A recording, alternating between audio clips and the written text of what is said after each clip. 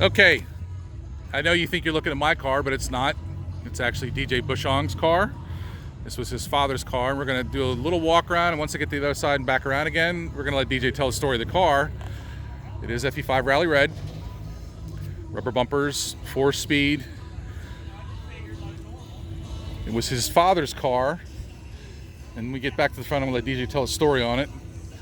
But it's a super nice car, as you know, you would expect. Just trying to show a little bit of the cars we're here this weekend. Gonna get a couple more. We'll try and get a TA or two in here as well. But brief walk around. We'll get back to the front here and we'll let DJ tell the story. And then I'll get a shot of the engine compartment and passenger compartment for you guys.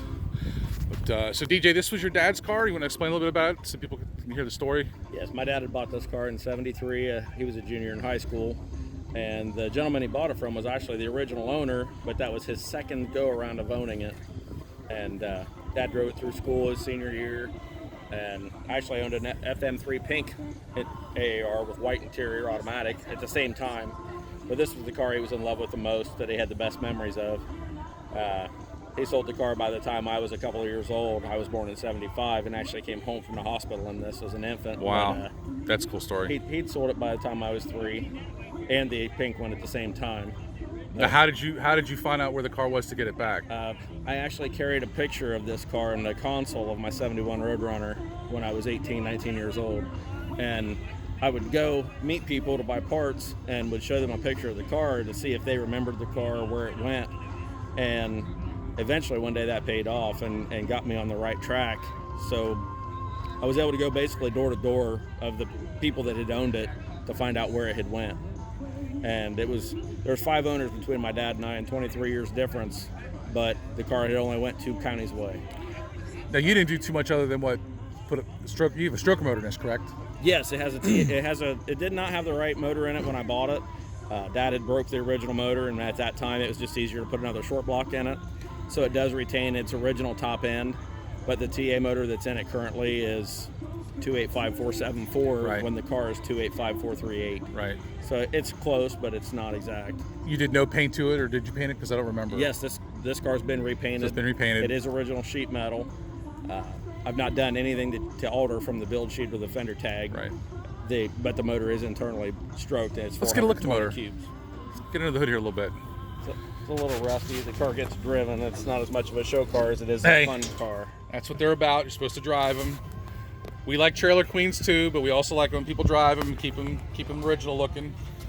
Get in here, but you can see this car has history. Cars with neat stories are always better because the story makes the car. This one definitely has some good history for DJ. Obviously his dad owned it. Now he gets to own it. And, we always like to hear these things. Do a shot of the interior here.